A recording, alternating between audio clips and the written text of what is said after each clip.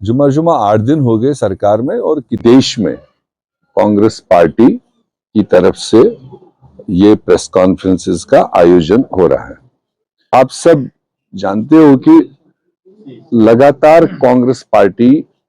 ये सवाल उठा रही थी कि भारतीय जनता पार्टी का टारगेट है कि जो हमारा आईन है, जो हमारा कॉन्स्टिट्यूशन है, जो हमारे पूर्वजों ने हमें दिया है, और उस कॉन्स्टिट्यूशन को बदलने की उनकी नीयत भी है और उनका टारगेट भी है। आप अगर थोड़ा पीछे जाएंगे, अभी जनरल लोकसभा इलेक्शन हुए और तमाम देश ने सुना कि जब बीजेपी के लोगों ने खुलेआम कहा कि हमें 400 सीटें चाहिए क्योंकि हमें देश का आईन बदलना है, इस कॉन्स्टिट्यूशन को बदलना है, तो उसके लिए उन्होंने 400 सीटों का टारगेट लेकर चले थे। और वो कॉन्स्टिट्यूशन क्यों बदलना था, उसमें उनको एलर्जी क्या है? वो एलर्जी ये है कि इस आईन ने हमारे पसमानदा लोगों को, हमारे शेड्यूल कास्ट, शेड्यूल ट्राइब और अदर बैकवर्ड क्लासेस को कुछ रियायत दिए हैं ताकि वो भी बाकी समाज के साथ आगे बढ़े। वो जो कंसेशंस है, वो जो रिजर्वेशंस है, वो खत्म करने के टारगेट से वो जब और कोई रास्ता नहीं लगा तो इसलिए टारगेट उन्होंने किया कि हमें 400 सीटें मिले और 2/3 मेजॉरिटी के साथ में, तभी हम इस काबिल होंगे कि हम उस कॉन्स्टिट्यूशन को जो भीमराव अंबेडकर साहब ने दिया है इस देश को, उनके साथ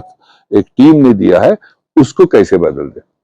तो थैंक गॉड देश समझ गया। जनरल इलेक्शन में 400 तो दूर की बात है, और देश ने उनको 240 पर लाकर खड़ा कर दिया और एक हिसाब से उनको दिल्ली में सरकार बनाने के लायक ही नहीं बनाया कि कम से कम दिल्ली में सरकार बनाने के लिए 272 मेंबर की जरूरत होती है, तो 240 दे करके उनको आउट ऑफ गवर्नमेंट कर दिया। वो अलग बात है, बदकिस्मती की बात है कि दो जो बैसाखियां उसको मिली आंध्र प्रदेश से और बिहार से, कुछ अपने वेस्टेड इंटरेस्ट को लेकर, अपने कुछ कंडीशन को लेकर वो समर्थन में आए और वो फिर हमारे ऊपर बैठ गया, फिर डिक्टेट कर गया। मगर जो टारगेट उनका था, जो नियत उनकी थी, वो उनके दिल से अभी नहीं जा रही, जिसका आपको अभी हाल ही में 1 हफ्ता पहले लोकसभा और पार्लियामेंट में दिखाई दिया। इश्यू अपोजिशन का था, अडानी पर मामला है, उस पर बहस करो, देश में उसकी कार्रवाई हो। 2 दिन का पार्लियामेंट में बहस था 75th ईयर ऑफ कॉन्स्टिट्यूशन, और उस पर तमाम पार्टियां अपनी राय कॉन्स्टिट्यूशन की इफादियत के बारे में सुना रहे थे। और ऑटोमेटिक सी बात है, जब कॉन्स्टिट्यूशन को लेकर आप बात करोगे, वो कोई भी मेंबर पार्लियामेंट हो, उसको शुरुआत तो होनी है बाबा राव अंबेडकर से, क्योंकि वो उसका निर्माता रहा है, उसको father of the constitution of India कहा जाता है। तो जब उसने as a home minister father of the constitution उनको डिसरेस्पेक्टफुली और उनको इस तरह से उन्होंने पेश किया, तो कॉमन सेंस की बात है, तो देश नहीं बख्शेगा, सो अपोजिशन भी नहीं बख्शेगा। सो कांग्रेस पार्टी की इनहेरिटेड ड्यूटी है,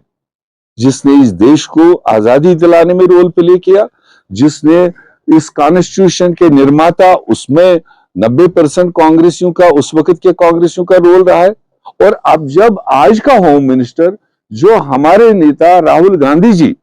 पूरे देश में चिल्ला चिल्ला के कह रहे थे, जो वो कॉन्स्टिट्यूशन दिखा दिखा के कह रहे थे, किसी माइका लाल की हिम्मत है इसके साथ छेड़ने की, देश नहीं बख्शेगा। और अल्टीमेटली वो बात साबित हुई कि कितना इनको नफरत इस चीज से है। तो वो कह गए, और उसको लेकर के पूरा देश और पूरी कांग्रेस पार्टी, पूरा इंडिया गठबंधन इकट्ठे मिल करके तब से डिमांड कर रहे हैं कि होम मिनिस्टर को हक नहीं बनाए, अमित शाह को इस देश का होम मिनिस्टर रहने का कोई हक नहीं, क्योंकि जो होम मिनिस्टर की कुर्सी पर है, जिसको आईन का तहफ्फुज देना, आईन के तहत में देश को चलाना है, जब उसके मन में ही आईन और आईन बनाने वालों के खिलाफ इतना नफरत है, तो वो कैसे इंसाफ दे सकता है? तो इसलिए हमारी लगातार, वो चाहे प्रोसेशंस है, चाहे मार्चेस है, चाहे प्रेस कॉन्फ्रेंसेस है, ये एक अभी शुरुआती पड़ाव है और पूरे देशव्यापी हमारी डिमांड है कि अमित शाह जी को देश का होम मिनिस्टर रहने का कोई हक नहीं है, कोई अधिकार नहीं है, और उसको इस्तीफा भी देना चाहिए, या राष्ट्रपति हमारी जो है उसको अमित शाह को बर्खास्त करना चाहिए, और उसके बाद भी उसको देश को माफी मांगना चाहिए। ये दो हमारे मुद्दे।